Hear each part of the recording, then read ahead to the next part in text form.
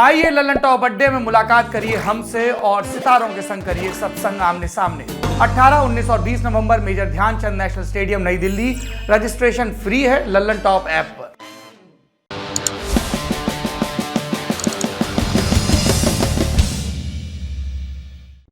पहली सुर्खी में बात दिल्ली के ऐसे नृशंस हत्याकांड की जिसका खुलासा करीब 6 महीने बाद हुआ है। पूरा मामला जानने से पहले खबर का बैकग्राउंड समझ लेते हैं। आज तक की रिपोर्ट के मुताबिक महाराष्ट्र के पालघर की रहने वाली श्रद्धा वाकर मुंबई के एक कॉल सेंटर में काम करती थी। यहाँ श्रद्धा की मुलाकात आफ्ताब अमीन नाम के एक लड़के से हुई। कुछ वक्त बाद दोनों लिव इन रिलेशनशिप में रहने लगे। ये बात जब श्रद्धा के घर वालों को पता चली तो उन्होंने इसका विरोध किया। अब उसी आफ्ताब अमीन पर श्रद्धा वाकर की बेरहमी से हत्या करने का आरोप लगा है। पुलिस के मुताबिक 18 मई को आफ्ताब ने अपनी लिव इन पार्टनर श्रद्धा की हत्या कर उसके शव के 35 टुकड़े किए और 18 दिनों तक दिल्ली के अलग अलग इलाकों में उन टुकड़ों को ठिकाने लगाता रहा। 12 नवंबर को पुलिस ने आफ्ताब को गिरफ्तार किया। अब सवाल ये कि इस मर्डर का खुलासा कैसे हुआ। हमने आपको शुरू में बताया था कि श्रद्धा के परिवार वाले उसके और आफ्ताब के रिश्ते से खुश नहीं थे। श्रद्धा के पिता ने एफआईआर में बताया है कि जब परिवार वालों ने उससे आफ्ताब का साथ छोड़ देने की बात कही तब श्रद्धा ने कहा था कि मैं 25 साल की हो गई हूं और मुझे मेरे फैसले लेने का पूरा अधिकार है। मुझे आफ्ताब के साथ लिव इन रिलेशनशिप में रहना है। मैं आज से आपकी बेटी नहीं, ऐसा समझो। परिवार वालों की तरफ से हो रहे विरोध के चलते श्रद्धा और आफ्ताब मुंबई छोड़ दिल्ली के छतरपुर इलाके में रहने लगे। श्रद्धा के पिता के मुताबिक आफ्ताब उनकी बेटी के साथ मारपीट करता था और ये बात श्रद्धा ने उनसे खुद कही थी। इसके बावजूद भी दोनों लिव इन में रहे। कई बार समझाने के बाद भी श्रद्धा जब नहीं मानी तो पिता ने उससे महीनों तक बातचीत नहीं की। श्रद्धा के पिता का कहना है कि 14 सितंबर के दिन उसके एक दोस्त का फ़ोन उनके बेटे यानी श्रद्धा के भाई के पास आया। उस दोस्त ने बताया कि श्रद्धा का फ़ोन करीब 2 महीने से बंद आ रहा है। इसके बाद घरवालों ने महाराष्ट्र के मानिकपुर थाने में शिकायत दर्ज करवाई। मुंबई पुलिस की ओर से श्रद्धा की गुमशुदगी की जानकारी दिल्ली पुलिस को भी भेजी गई थी। आखिरकार 8 नवंबर को श्रद्धा के पिता विकास मदान दिल्ली आए, लेकिन जब वो फ्लैट पर पहुंचे तो वहां ताला लगा हुआ था। दिल्ली आने पर भी बेटी के बारे में कोई जानकारी न मिलने पर उन्होंने महरौली थाने में शिकायत दर्ज करवाई। इसके बाद एक्शन में आई पुलिस ने आफ्ताब को धर दबोचा। पूछताछ में आफ्ताब ने क्या बताया, साउथ दिल्ली के एडिशनल डीसीपी अंकित चौहान से सुन लीजिए। यहाँ पे भी आके इन्होंने, लड़की ने जॉब स्टार्ट नहीं की थी बट लड़का was in a job. After the incident लड़के ने कोई जॉब ज्वाइन कर ली थी, यहाँ पे वो जॉब करते थे। जो मालूम चला पूछताछ के अंदर कि ये लड़का लड़की किसी एक डेटिंग ऐप के थ्रू टच में आए आपस में।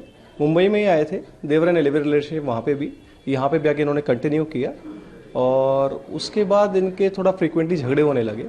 जब झगड़े होने लगे तो कभी चीज़ें आउट ऑफ कंट्रोल हो जाती थी, दोनों टेम्पर लूज कर जाते थे। बट इस पर्टिकुलर इंस्टेंस में लड़के ने अपना टेम्पर लूज किया और लड़के ने लड़की को मार दिया।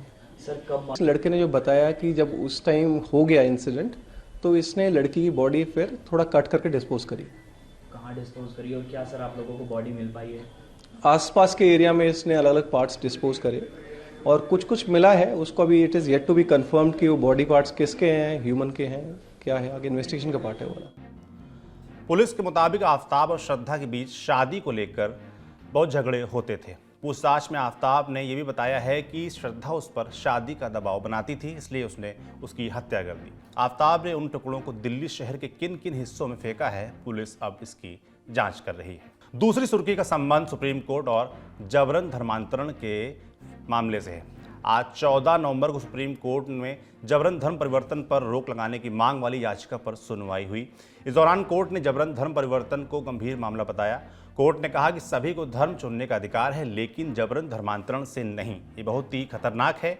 लाइव लॉ की रिपोर्ट के मुताबिक मामले की सुनवाई कर रही जस्टिस MR शाह और जस्टिस हिमा कोहली की बेंच ने कहा, कथित जबरन धर्मांतरण का मुद्दा अगर सच है तो ये एक बहुत ही गंभीर मुद्दा है जो राष्ट्र की सुरक्षा के साथ साथ नागरिकों के धर्म और विवेक की स्वतंत्रता को प्रभावित कर सकता है।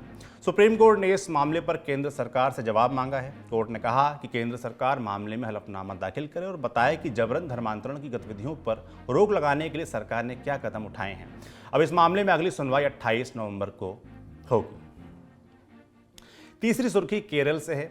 आज 14 नवंबर को केरल हाईकोर्ट ने राज्य की एक यूनिवर्सिटी में वाइस चांसलर की नियुक्ति रद्द कर दी है।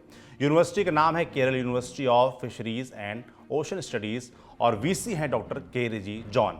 मामले की सुनवाई चीफ जस्टिस एस मणिकुमार और जस्टिस शाजी पी चाली की बेंच ने की। दोनों का कहना है कि रिजी जॉन के मामले में सिलेक्शन कमेटी का गठन और उसकी सिफारिशें अवैध थीं।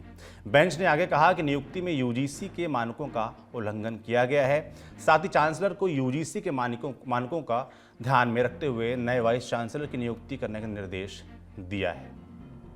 बीते कुछ दिनों से राज्य के 9 विश्वविद्यालयों में वाइस चांसलर की नियुक्ति को लेकर राज्यपाल आरिफ मोहम्मद और केरल सरकार के बीच तनातनी की खबरें आ रही थीं। डॉक्टर रिजी जॉन इन्हीं 9 में से एक वाइस चांसलर हैं। ऐसे में हाईकोर्ट के इस फैसले को केरल सरकार के लिए झटका माना जा रहा है। दरअसल केरल के राज्यपाल आरिफ मोहम्मद खान ने पिछले दिनों 9 विश्वविद्यालयों के कुलपतियों की नियुक्ति पर आपत्ति जताई थी और उन्हें 24 अक्टूबर तक इस्तीफा देने के लिए कहा था।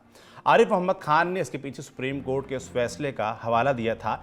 इसमें कोर्ट ने अब्दुल कलाम टेक्निकल यूनिवर्सिटी के कुलपति डॉक्टर SM राष्ट्री की नियुक्ति को रद्द कर दिया था। सुप्रीम कोर्ट ने अपने फैसले में कहा था कि कुलपति का चयन करने के लिए पैनल को 3 नामों की सिफारिश करनी पड़ती है, लेकिन यहाँ केवल एक नाम आगे बढ़ाया गया जो नियमों का उल्लंघन है। इसके बाद केरल की विजयन सरकार ने राज्यपाल यानी आरिफ मोहम्मद खान को चांसलर पद से हटाने का फैसला लिया था। कैबिनेट मीटिंग के बाद केरल सरकार ने अपना अध्यादेश राजभवन भेज दिया है। आरिफ मोहम्मद खान का कहना है कि वो अध्यादेश पर कोई निर्णय नहीं लेंगे और इसे राष्ट्रपति के पास भेज देंगे। आरिफ ने आगे कहा, अगर मुझे निशाना बनाया जा रहा है तो मैं स्वयं के मामले में न्यायाधीश नहीं बनूंगा, पहले मैं इसे देखूंगा और अगर मुझे लगता है इसका उद्देश्य मुझे निशाना बनाना है तो मैं इसे राष्ट्रपति के पास भेज दूंगा। चौथी सुर्खी G20 समिट से जुड़ी है। इस बार यह समिट 15 और 16 नवंबर को इंडोनेशिया के बाली में आयोजित हो रहा है। समिट में इस बार रूस यूक्रेन युद्ध, महंगाई, खाद्य सुरक्षा, क्लाइमेट चेंज और डिजिटल इकोनॉमी जैसे मुद्दे छाए रहेंगे। इसमें भारत का प्रतिनिधित्व प्रधानमंत्री नरेंद्र मोदी करेंगे। पीएम मोदी बाली पहुंच चुके हैं। वो समिट में खाद्य और ऊर्जा सुरक्षा, डिजिटल चेंज और हेल्थ पर आयोजित सत्रों में हिस्सा लेंगे। पीएम मोदी कल यानी 15 नवंबर को बाली में भारतीय समुदाय को भी संबोधित करेंगे।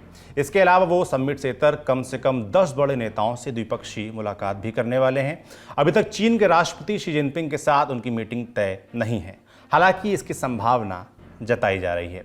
अब G20 समिट क्या है, इसे भी संक्षेप में समझ लेते हैं। दरअसल ये दुनिया के सबसे विकसित और विकासशील देशों का संगठन है। इसमें भारत, चीन, अमेरिका, कनाडा, जापान, रूस, ब्राज़ील जैसे देशों के अलावा यूरोपियन यूनियन भी शामिल है। यूरोपियन यूनियन यूरोप के 27 देशों का प्रतिनिधि है।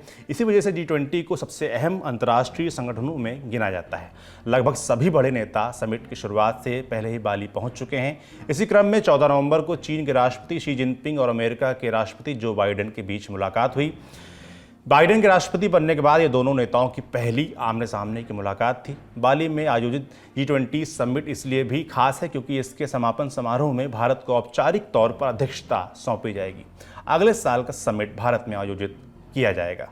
आखिरी सुर्खी गुजरात से आई है। यहाँ चुनाव हैं और धीरे धीरे सारी पार्टियां अपने उम्मीदवार मैदान पर उतार रही हैं। इस दौरान कई जगहों पर पार्टियों के टिकट बंटवारे से नाराजगी भी देखने को मिल रही है। आज भाजपा के नाराज कार्यकर्ताओं की भीड़ गांधीनगर में मौजूद प्रदेश कार्यालय कमलम पर पहुंची। आमतौर पर बीजेपी में ऐसा कम ही देखने को मिलता है। इस दौरान प्रदेश नेतृत्व ने नाराज कार्यकर्ताओं को मनाने की पुरजोर कोशिश की। विरोध के सुर कांग्रेस में भी देखने को मिल रहे हैं। गुजरात की जमालपुर खाड़िया सीट से कांग्रेस ने मौजूदा विधायक इमरान खेड़ावाला को टिकट दिया है। पार्टी नेतृत्व के इस फैसले से नाराज कार्यकर्ताओं ने आज अहमदाबाद में कांग्रेस मुख्यालय पर धावा बोल दिया और पार्टी के वरिष्ठ नेता भरत सिंह सोलंकी के पोस्टर भी जलाए। गुजरात की एक और सीट है जामनगर नॉर्थ। इस सीट से बीजेपी की प्रत्याशी और क्रिकेटर रविंद्र जडेजा की पत्नी रिवाबा जडेजा ने आज नामांकन भर दिया है। इस दौरान रिवाबा के साथ पूर्व मुख्यमंत्री विजय रूपाणी भी दिखे। नामांकन के बाद रविंद्र जडेजा ने मीडिया से बातचीत में रिवाबा को जिताने की अपील की। सुनिए वो क्या बोले।